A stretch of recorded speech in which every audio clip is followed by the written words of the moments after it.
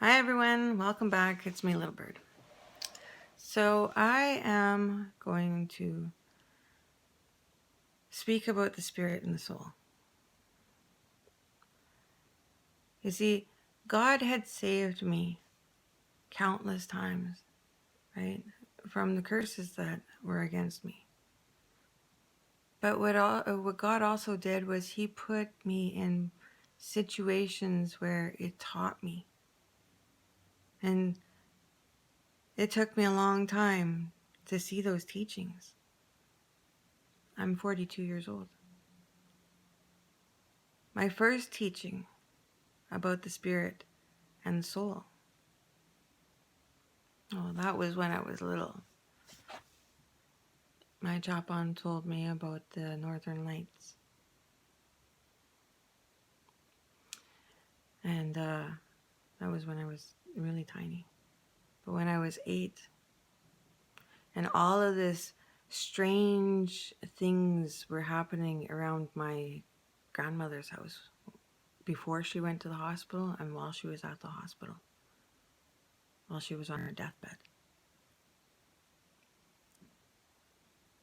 Creator allowed me to see something, the most beautiful thing I had ever seen in my life. You see, at 8 years old, I didn't really understand what it meant to be Native. I didn't understand our colors, our language, our customs, our culture, our heritage, our ceremonies. I didn't know anything about. I didn't know why my Chopon smoked pipe. I didn't know why my Chopon danced funny and he looked like a bird. I didn't know why my Chopon sounded like he was chanting when he was singing. I didn't know that that's all a part of our culture. I had never been to a round dance. I had never been to a powwow. I had never seen anybody in regalia, except for on TV. And I always wondered, where's our pictures like that? Where's my Chopon's pictures? My ancestors' pictures? When they didn't meet my family?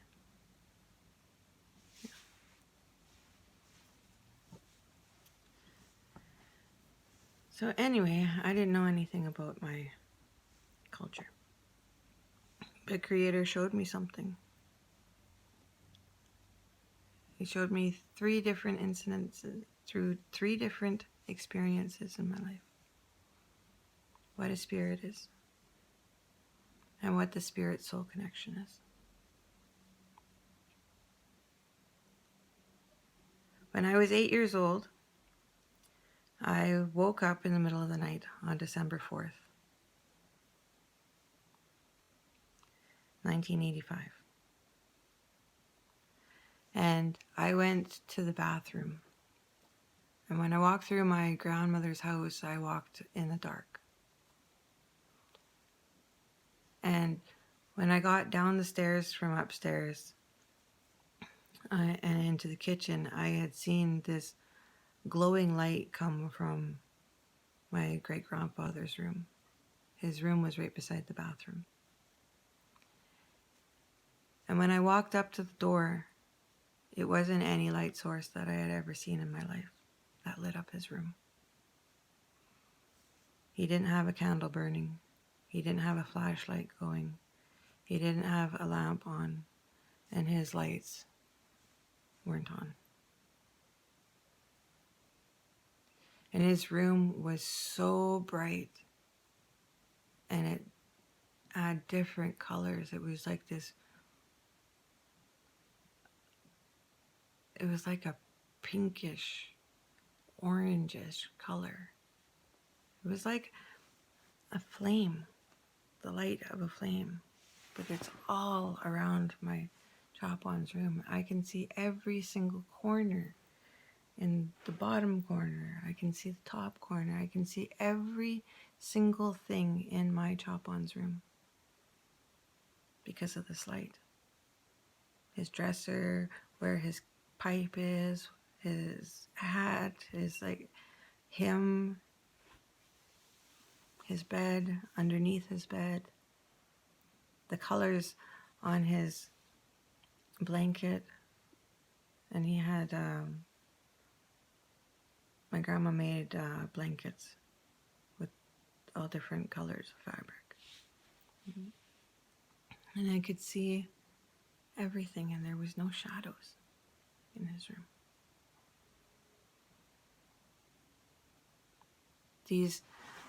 This light didn't make a shadow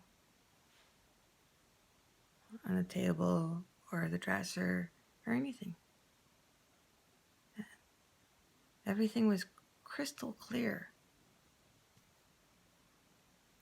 My Chop-On, he wasn't awake. He was sleeping, and he kind of looked like he was dead.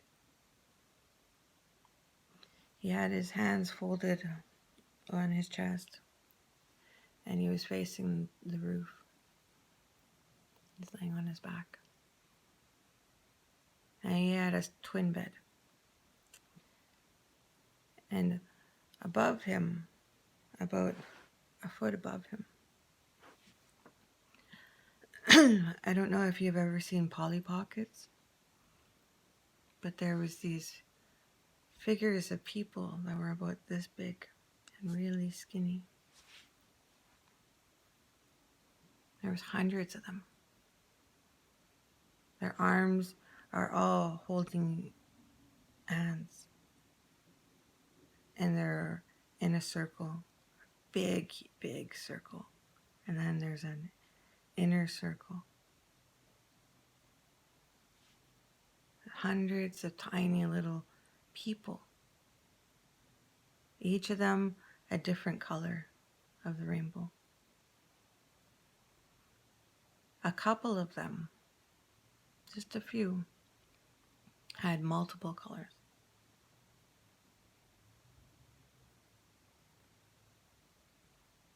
And then one had two colors.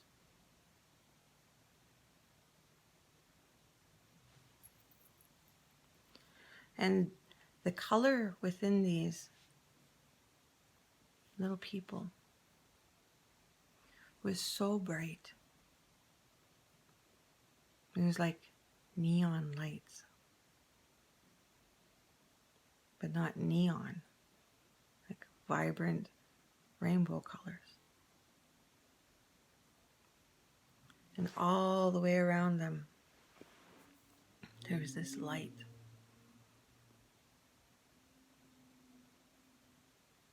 And this light, it was like it bounced.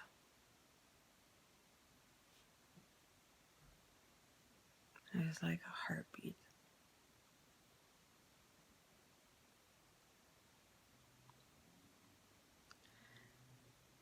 The next day, I told my Chop-On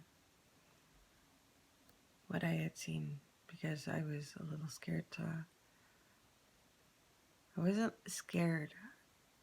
I just didn't want to step on those little people when I walked into my Chop-On's room. Then he had asked what I was looking for, and I told him about the little people that I had seen. And he asked me to describe them, so I did. And he said that I would never ever have to fear them, because they are our protectors. They were there to protect my Chop-On. Because people are only human. And bad people do bad things to other people. And they were there to take my grandma back home to the Great Spirit. And I got excited because my grandma's coming home. My Chop-On told me that my grandma's not coming home. She already went home. He said, soon our parents are going to come and they're going to let us know that Grandma is no longer with us. And I started crying. I said, you mean like dead? Like Uncle Dennis?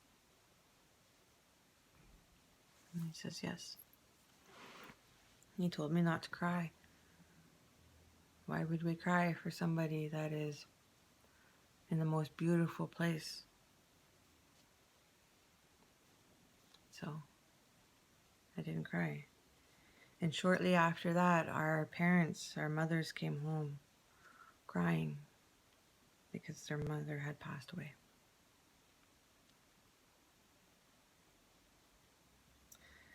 When I was 21, I was walking down the street, going towards Hastings. I was on Columbia. And I felt this uncomfortable feeling. And I looked around. And at this time in 1997, there was a garbage strike in Vancouver. And there was piles of garbage all over the place. So I didn't get that feeling. I probably wouldn't have seen that guy sitting beside that heap of garbage, getting a syringe ready to inject himself with drugs. I didn't know. I was inexperienced with life at that time, so I asked my husband, who was older than me, what that guy was doing. And he told me that he was going to inject himself with drugs. And I couldn't believe that people do that to themselves. And I wanted to go back and talk to him and help him. And my husband said, you can't help somebody like that. It's their business. Let him do what he needs to do. And I said, no, we can help each other. And I got there just as that guy took his last breath. And the color in him faded.